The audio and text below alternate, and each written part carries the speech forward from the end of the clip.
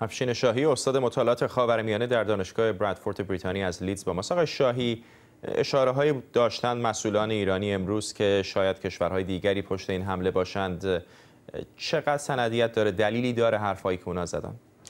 ببینید، هیچ سند و مدرکی در دسترس نیست که ثابت بکنه که اتفاقاتی که ما امروز شاهدشون بودیم در تهران ربطی داره به عربستان سعودی. اما در عین حال این هم جای تعجب نداره که حداقل به شکل تلویحی بعضی از رجال امنیتی و سیاسی ایران عربستان سعودی رو به شکلی با این اتفاقات مرتبط میدونن.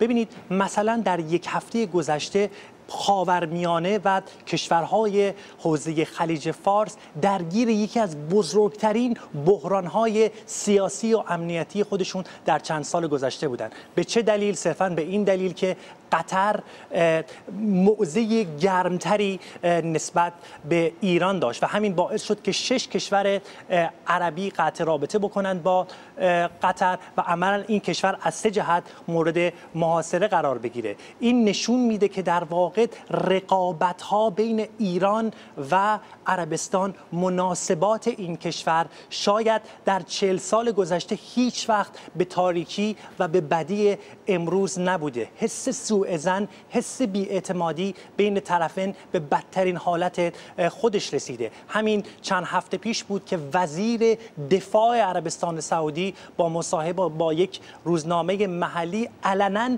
و صریحا اعلام کرد که ما تهدید رو، ما چالش رو به مرزهای ایران میبریم. البته این رو هم ما باید اشاره بکنیم که رجال سیاسی و امنیتی ایران هم سکوت رضا نداشتند. در واقع این جنگ‌های لفظی دو طرفه بوده و هم رجال سیاسی ایران و هم رجال عربستان سعودی در چند هفته گذشته و در چند ماه گذشته به هم ناسزا گفتن و همدیگر رو تهدید کردند. اما در شرایط فعلی که ایران گریبانگیر اولین در واقع بحران امنیتی خودش حداقل به این قسم و به این شکل هست، عجیب نیست که ایران یک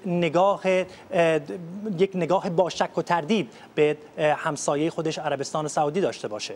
حالا این تنش مال امروز و دیروز نیست، مدت‌ها هستش که به وجود اومده. فکر می‌کنید آن چیزی که امروز در تهران اتفاق افتاد میتونه این تقابل رو جدی‌تر از گذشته بکنه؟ ببینید، بدون شک اتفاقاتی که امروز افتاده مناسبات این دو کشور رو تاریک‌تر خواهد کرد.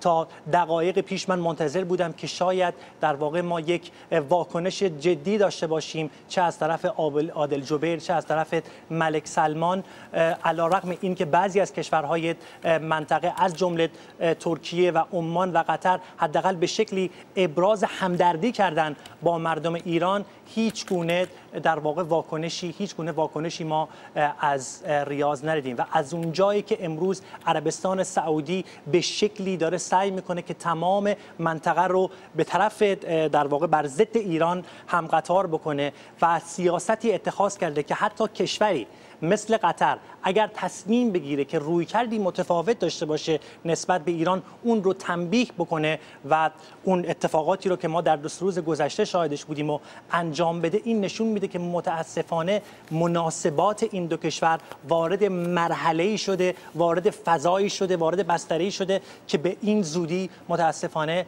قابل حل و فصل نیست. از لیدز، افشین شاهی، استاد مطالعات خاورمیانه، ممنونم از شما.